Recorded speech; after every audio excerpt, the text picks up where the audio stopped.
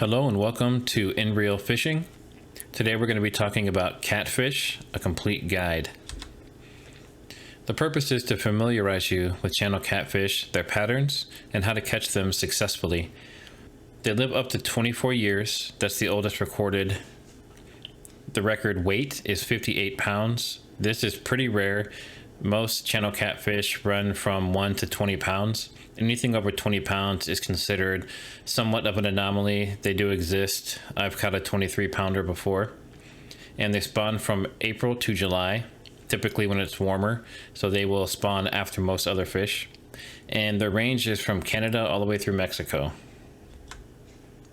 Other common catfish are blue cats, bullhead, and flathead. The blue and flathead tend to be a lot bigger than the channel catfish, and they can get over 100 pounds. The bullhead is the only one that's actually toxic if it stabs you. As far as coloration goes, they're typically light gray to brownish, and they typically have a number of spots and markings. They have deeply forked tails, their upper jaw protrudes past the lower jaw, and they have 24 to 29 rays on their anal fin. One thing I can say that many people mistake between the blue catfish and the channel catfish is the anal fin. One thing a lot of people do is they catch a channel and think it's a blue, or they catch a blue and think it's a channel. Color aside, one easy way to tell is the anal fin on the channel catfish is rounded. The anal fin on the blue catfish tends to be very squared off and looks more sharp. Channel catfish are very abundant. They're very popular, and they're regularly bred and stocked throughout their range. They will out-eat other fish where they're introduced. They can be very invasive and very dangerous to the ecosystem. Here locally, they stock them in all of the lakes and all of the reservoirs regularly. Adult channel catfish eat small birds and mammals, small fish, crayfish, clams, snails, insects, and as far as baits go, they'll pretty much eat anything that's oily or has a good smell. As far as the gear goes, it's very important to consider the fact that a channel catfish can be anywhere from 1 pound to, if you go after a record type 1, it could be 40, 50 pounds. So you want to consider what you're targeting. In most bodies of water, a 20 pounder would probably be one of the largest ones you're going to catch. So in that case, a medium to medium heavy rod up to about 8 feet in length should suffice. And typically you're going to have 12 to 50 pound braid, or depending on how you like to fish, mono. And you can use a spinning reel or a bait caster. It's really down to personal preference. You'll typically see if someone's going really big and they're trying to get a monster trophy catfish, they will typically use 50 pound or heavier braid, and they'll also use a bait casting reel. If you can only have one, you would have a 7 foot or longer, medium heavy, fast action spinning combo, and you would have braid on it. This braid can be, 30, 40, 50 pound braid, but what you do is you add a mono leader. So you switch out rigs using mono leaders and just tie that up to your braid. And that gives you the strength and sensitivity of the braid. If you need to not be seen or account for stretch, if you get a larger catfish, a mono leader can be great for that. Certain catfish tactics work better with different gear, so you want to research your specific tactic, and we'll talk about some of those. Best baits. Channel catfish over a long period of time have been found to eat basically anything and everything, including non-food items. So I'll just touch on some of these, but chicken livers are very popular, night crawlers, any type of worm, shad, skipjack, especially for blue catfish. Any type of bait that stinks. This can be old rotted carcasses that you cut pieces off of. It can be actual commercial stink bait.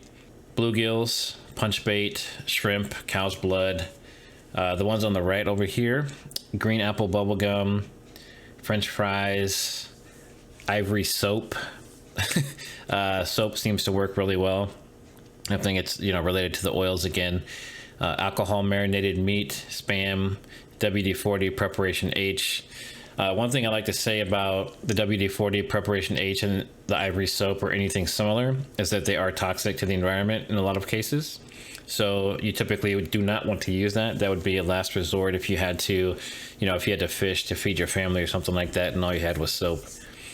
One tip is the oilier the bait, the better, since they hunt primarily using smell. So if you want to use something like, the carp or the shad, they tend to be very oily fish. So they work really well to put off a scent trail in the water that the channel catfish can then find their way to the bait faster and easier. There are certain catfish rigs that you can use year round. I think by far the most popular would be one of the top 4 there, the Carolina rig, the drift rig, 3-way rig, and the Santee Cooper rig. And you can see the 3-way catfish rig there. Catfish Edge was a big inspiration of mine. He does an awesome job, and a lot of what I know I learned from him. But this 3-way catfish rig is the first way that I learned how to fish for catfish. And I never drifted with it, but I would cast out this way, and I had a lot of good hookups and a lot of good fish. The Santee Cooper rig is something that I've used a little bit more recently, and I do have one video on it.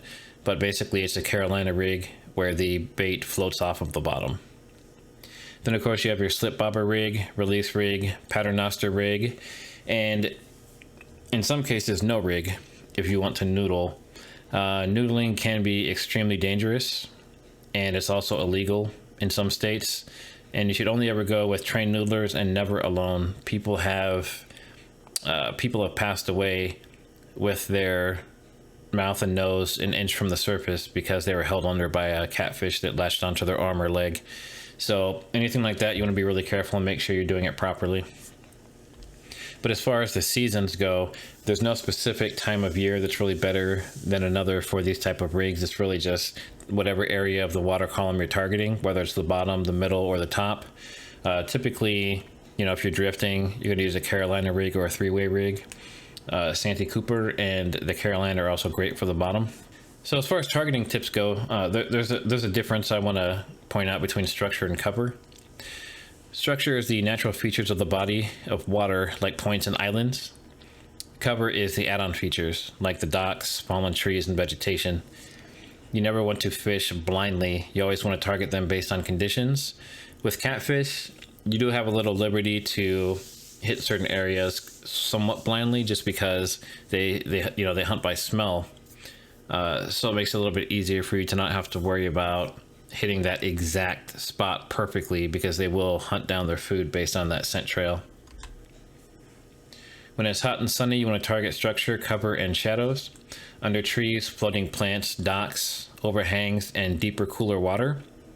A lot of times the fish that I've caught during the summertime will be out in the much deeper water, on the bottom, sort of in hibernation, it almost seems like, to get out of the sun and the heat, and they will hit. During the spawn, you want to hit shallow, out of current flats with snags, cut bank holes, and rocks. You definitely want to target the shallows when you're on lakes. One big thing about the spawn is the females will put themselves into holes, and they'll get somewhat dormant in that hole while they're protecting the eggs. You can target them there, but it's a little bit more difficult, as you can imagine, to know where the hole is and to actually get the bait nearby or in the hole. Post spawn, same as above, except for some of the catfish still hang around the shallows. There's a big debate, and I heard this when I first started catfishing, that time of day played a huge role in what you caught and the size of them. So typically catfish, they're more active at night, but you can most definitely catch them day or night.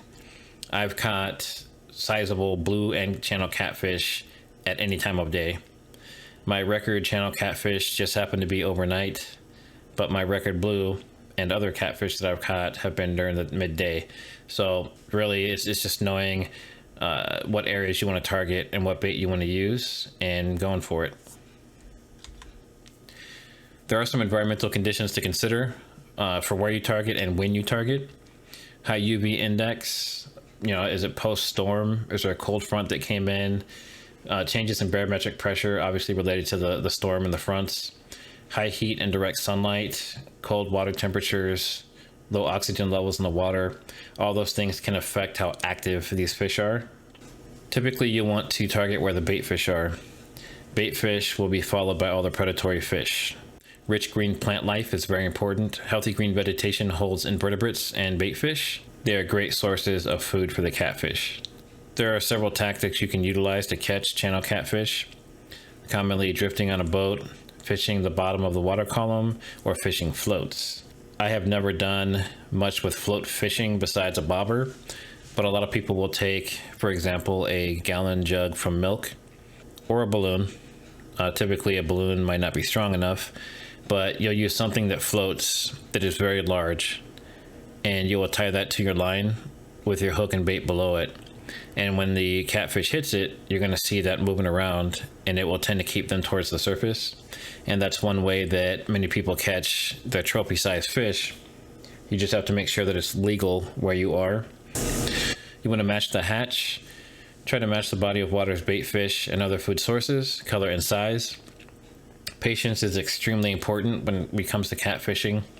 Unlike other forms of fishing, typically you're going to get faster action and larger numbers of catches. Catfishing can be a game of patience. You want to bring your gear and bait and be prepared to wait. Use as many poles as are allowed that you can handle. So if you're going to be hitting an area semi-blindly, like, you target it, but you don't know exactly where the fish are at. So you can throw, 45 degrees in each direction from the bank with 2 or 3 different poles, maybe even different baits on those poles, and see what they like, see where they hit. And if you're consistently getting hits from the one that's going off to the right, then you can throw both of them to the right and maybe get larger numbers.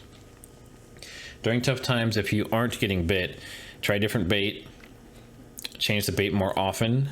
One mistake I see a lot of people do is they'll put maybe cut bait or something similar or stink bait on, and they'll leave it out there for 1 or 2 hours. Typically every 15 minutes you should be changing out your bait. If you change your bait multiple times and nothing's hitting, I would definitely try a new area, and don't be afraid to try something new. Most important thing is to get out there and try. Get on the water and get some experience and practice. Do not be afraid to experiment or try something different. You saw the insane list of baits that work for channel catfish. Most importantly, have fun. Don't forget to respect the environment and the fish. And channel catfish, since they get stocked and there's an abundance of them, they're nowhere near being endangered. They're very good to catch and eat. Typically, the smaller ones taste better and have less toxins in them, and the larger ones are better left to leave out there and spawn. I hope you've enjoyed the presentation and you have more knowledge to go with and get out there and get your own catfish.